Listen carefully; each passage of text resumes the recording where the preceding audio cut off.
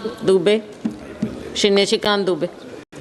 कुछ इतिहास जो है हम लोग पढ़ते हैं सभापति महोदय, और कुछ इतिहास को बनते हुए देखते हैं। और हम सभी इस सदन में जितने भी सदस्य बैठे हैं वो इस इतिहास के बड़े गवाह हैं कि माननीय प्रधानमंत्री जी के नेतृत्व में माननीय गृह मंत्री जी ने इस देश के इतिहास को ठीक कर दिया, बदल दिया। मैं उनको धन्यवाद देना चाहता हूं।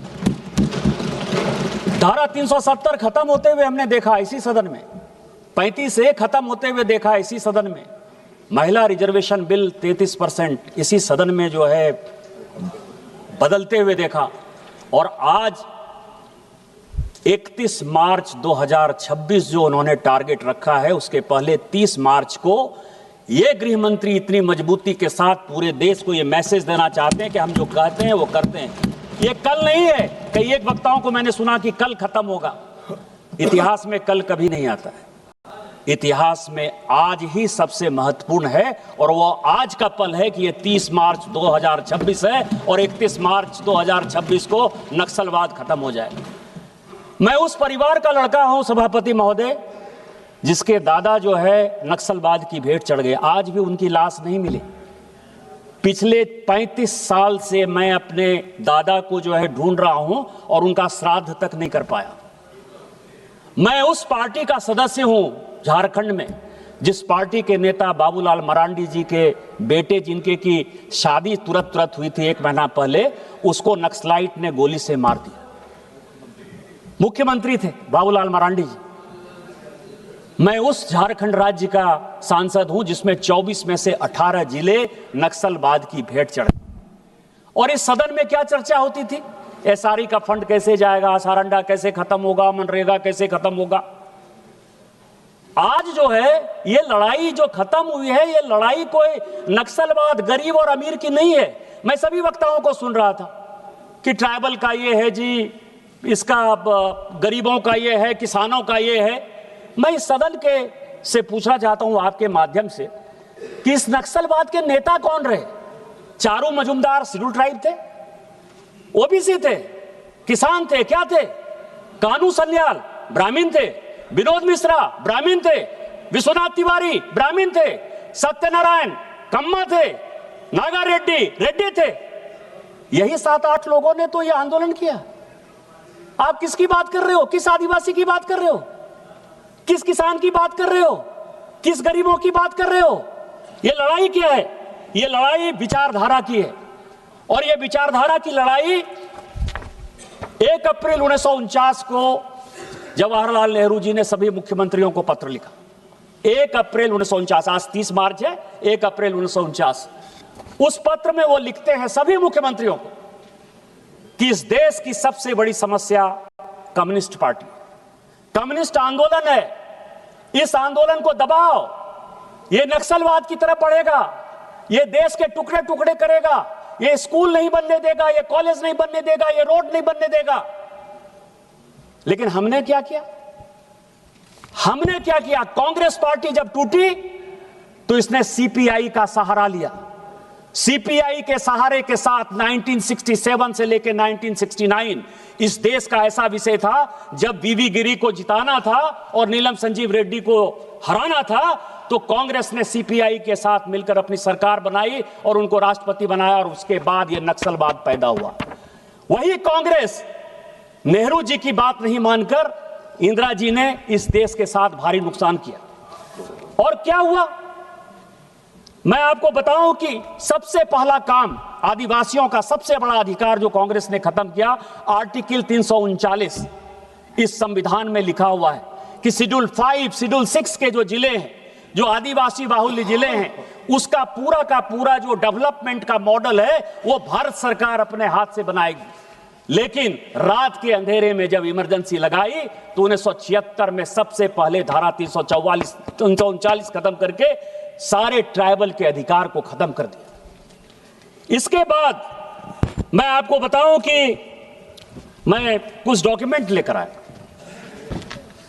जब नक्सलबाड़ी में डेवलप हुआ और उसने हत्या का काम चालू किया, तो चीन ने चीन के रेडियो ने जून 1967 में कहा कि ये काम सबसे बढ़िया है और हम भारत को जो है ये सारे नक्सलवादी गतिविधि के लिए मदद करेंगे।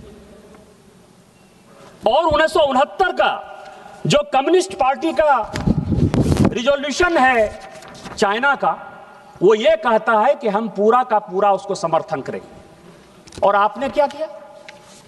1969 में, 1967 में ये जब चीन का रेडियो ये बात बोल रहा है, 1969 में यदि चीनी कम्युनिस्ट पार्टी का रिजोल्यूशन ये हो रहा है, आप 1969 से लेके 1977 तक उसके साथ सरकार बनाते रहे।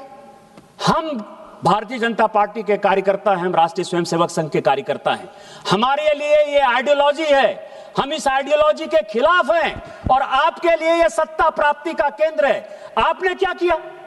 आज भी आप यूपीए सरकार में किसके साथ हैं? उसी कम्युनिस्ट के साथ है जिसने इस देश को तिरुपति से पशुपति तक पूरा कॉरिडोर बना दिया। आज यूपीए में, केरल में जो है आप उसके खिलाफ हैं, केंद्र में सरकार बनाने के लिए यहां है। बंगाल में आप उसके खिलाफ हैं, केंद्र में यहां सरकार बनाने के लिए यहां खिलाफ है। और ये सब डॉक्यूमेंट है।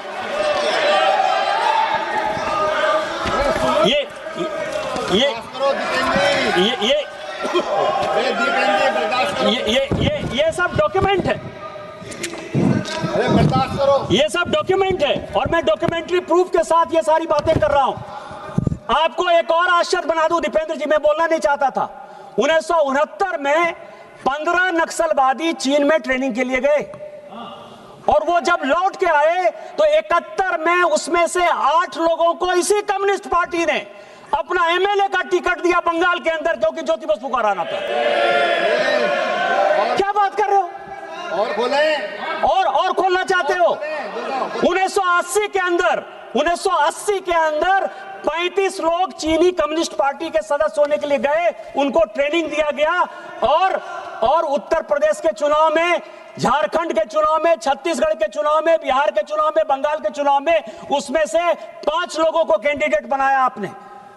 पूरे चुनाव जीतने के लिए, पूरा चुनाव की लड़ाई लड़ने के लिए कांग्रेस पार्टी ने इस एलडब्ल्यू को बढ़ाया, उसने एक्सट्रीमिज्म को बढ़ाया, उसने आतंकवाद को बढ़ाया, जिसके कारण कि लोग गरीब रहे। आज जो हमने किया है, और बताएं, आज जो हमने किया है और माननीय गृह मंत्री जी ने किया है, ये सबसे इंपॉर्टेंट है। हमने जो है लोगों को लोग समझा है। प्रधानमंत्री जनमन कार्यक्रम है, धरती आबा कार्यक्रम है, बिरसा मुंडा को सम्मान देने का कार्यक्रम है, एस्पिरेशनल डिस्ट्रिक्ट के डेवलपमेंट का कारण है। जिस इलाके में, मैं जिस इलाके से आता हूं, जिस इलाके में एक एक्सरे की मशीन नहीं थी, वहां all India institute of medical science है। बस 2 मिनट में खत्म करूंगा। वहां एयरपोर्ट है, वहां आईटीआई है, इंजीनियरिंग कॉलेज है, मेडिकल कॉलेज है। और आज उसी झारखंड में 18 में से एक भी जिला ऐसा नहीं है जो नक्सलवाद प्रभावित है। और यदि राज्य सरकार साथ देती तो आज झारखंड में जो है पूरा का पूरा कंप्लीट नक्सलवाद कल जब खत्म होगा तो बिना उस सरकार के सहयोग के खत्म होगा। इसीलिए मैं आपके माध्यम से, इस सदन के माध्यम से दोबारा माननीय प्रधानमंत्री जी के नेतृत्व में माननीय गृह मंत्री जी को धन्यवाद देना चाहता हूं कि आपने हमारे जैसे लोगों की पीड़ा को समझा। आज मुझे सबसे बड़ी खुशी होगी कि मैं दादाजी का श्राद्ध तो आज तक नहीं कर पाया, लेकिन नक्सलवाद का श्राद्ध करके इस सरकार ने मेरे मन की भावना को मजबूत किया। आपने मुझे मौका दिया। इन्हीं शब्दों के साथ जय हिंद, जय भारत।